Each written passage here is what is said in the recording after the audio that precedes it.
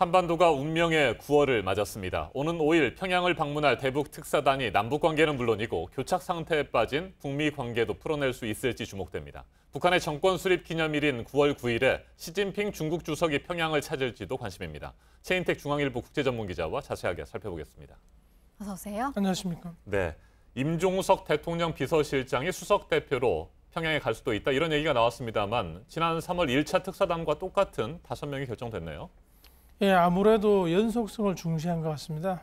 왜냐하면 지금 지난번 싱가포르 북미 정상회담의 동력도 상당히 지금 힘이 빠지고 있고 북미 관계도 지금 변화를 맞고 있습니다. 그리고 상황도 굉장히 지금 평탄치 않은 상황이기 때문에 아무래도 안정적이고 지속적인 그런 임무를 보내는 게 훨씬 좋아 보이는 것으로 청와대가 판단한 걸로 보입니다. 네. 근데 이번에는 지난번과 다르게 하루만 머물 계획이라고 하더라고요. 이 당일 일정은 어떻게 볼 수 있을까요?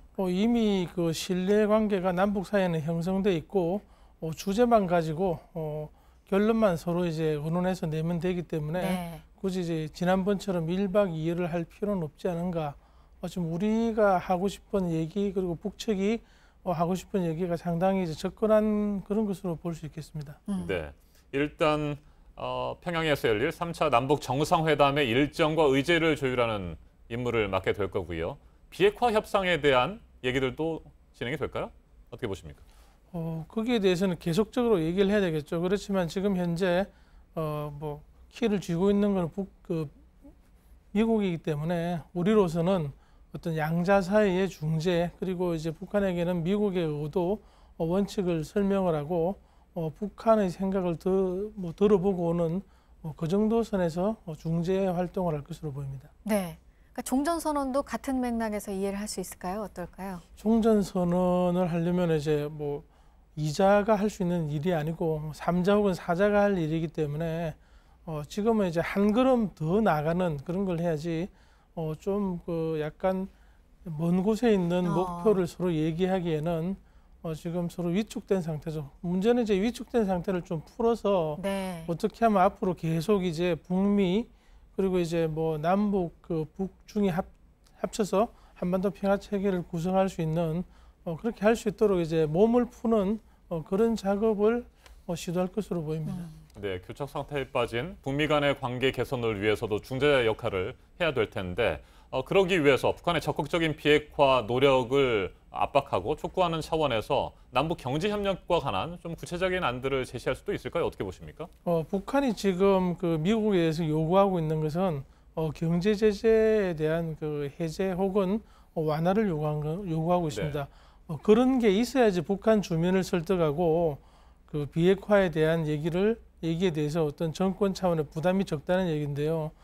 미국은 순서만 따져가지고 먼저 비핵화 조치를 해야지 풀어주겠다는 거고 북한은 정치적으로 내부 정치적으로 특히 그렇게 하면은 우리로서는 견딜 수가 없다고 얘기를 하는 것인데 좀 유엔 제재를 풀어주는 게 현실적으로 어려우면 그 제재 틀 안에서 남북 경제 협력을 강화함으로 해서 북한이 어떤 주민을 설득할 수 있는 명분을 좀 주는 그런 방향으로 논의가 이루어질 가능성이 커 보입니다. 네.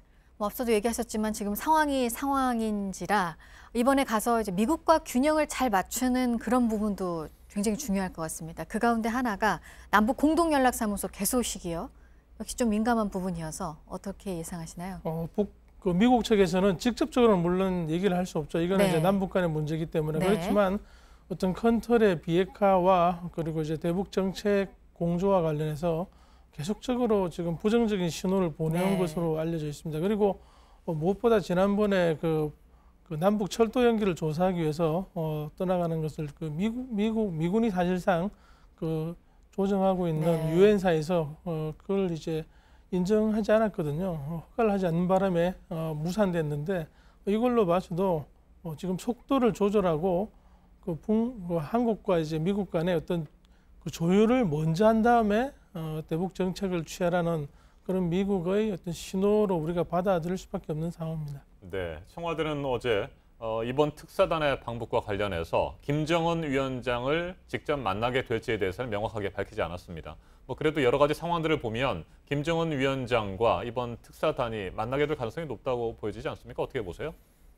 뭔가 이제 그 북한이 원하는 것을 얻는다든지 뭐 관계 물꼬가 트이는 그런 이제 의제가 전달이 되면은, 그리고 북한이 만족하면은 만나는 거고요. 네. 그렇지 않으면은 친서 전달 혹은 이제 실무 차원의 협의, 그 선에서 북한이 제한할 가능성이 있습니다. 북한의 태도를 보고 북한의 지금 만족도를 확인해 볼 수 있는 그런 상황입니다. 네.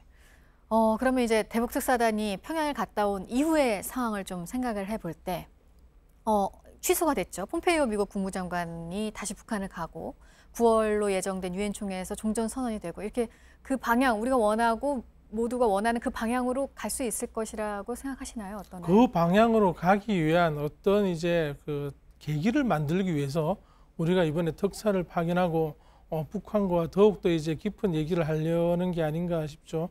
단순하게 연락하는 게 아니고 직접 사람이 가서 설득할 정도의 어떤 그 안건을 들고 가는 게 분명하죠.